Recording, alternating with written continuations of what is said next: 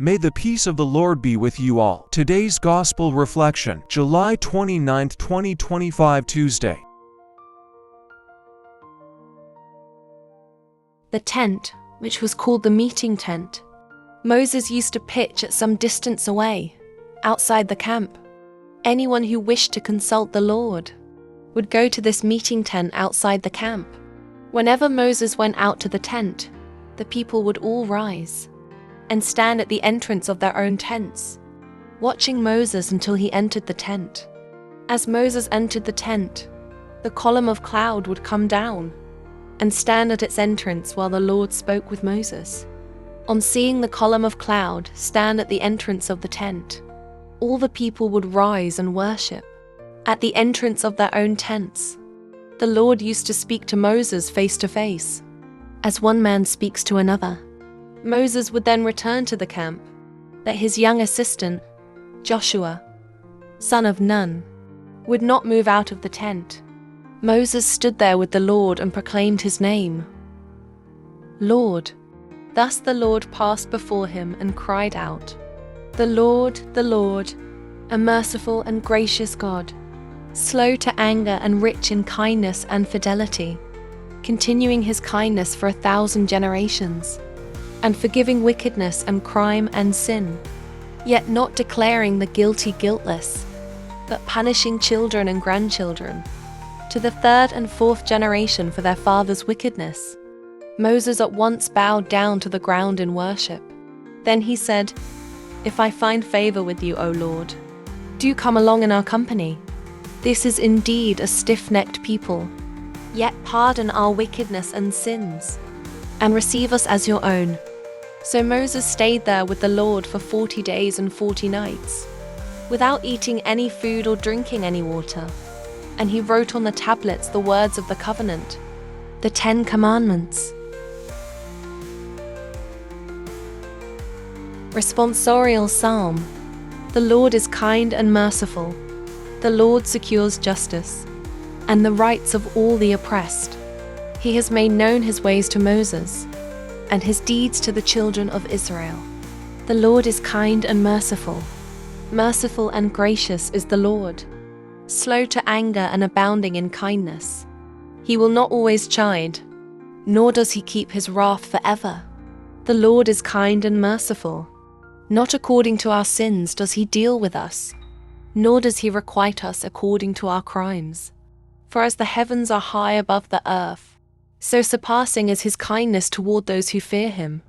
The Lord is kind and merciful. As far as the east is from the west, so far has he put our transgressions from us. As a father has compassion on his children, so the Lord has compassion on those who fear him. The Lord is kind and merciful.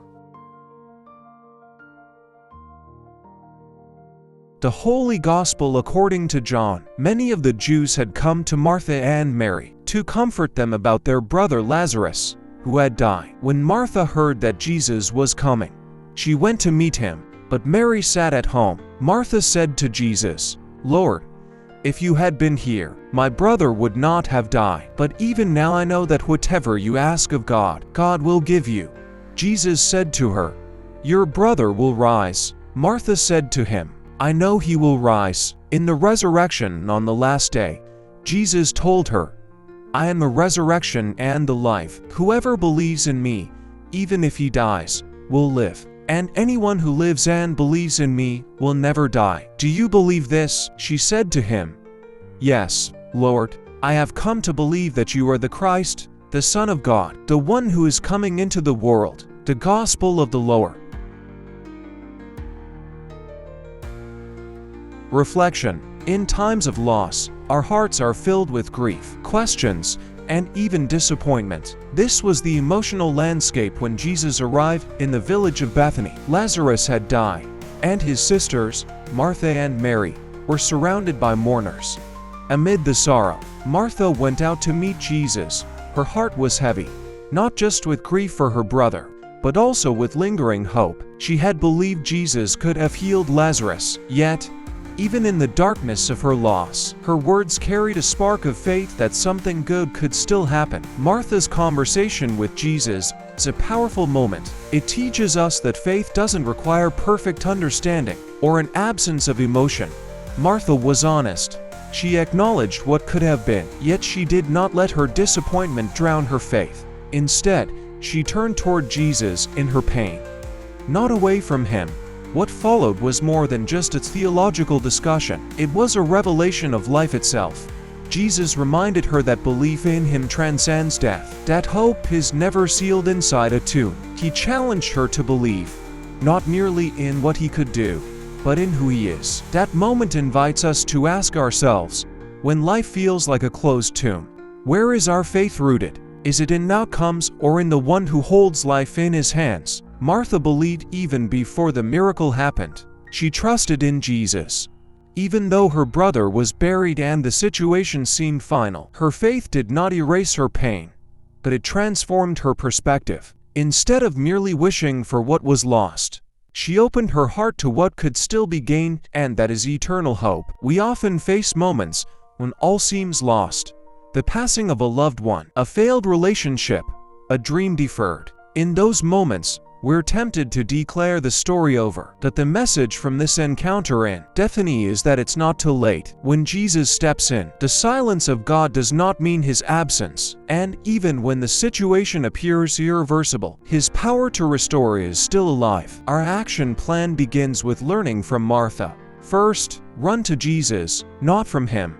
In sorrow or confusion, take your honest emotions to him. Second, declare your trust, even if your heart trembles. Faith is not about suppressing doubt. It's about choosing to believe in the midst of it. Third, let your hope be anchored not in events, but in the person of Christ. Finally, be ready to witness unexpected grace. It may not always come in the way we hope, but it always comes with meaning. Today, you may feel like you're living in a story that has reached its end. But with Jesus, the story never ends in the grave. The same voice that called Lazarus forth still speaks life over your despair.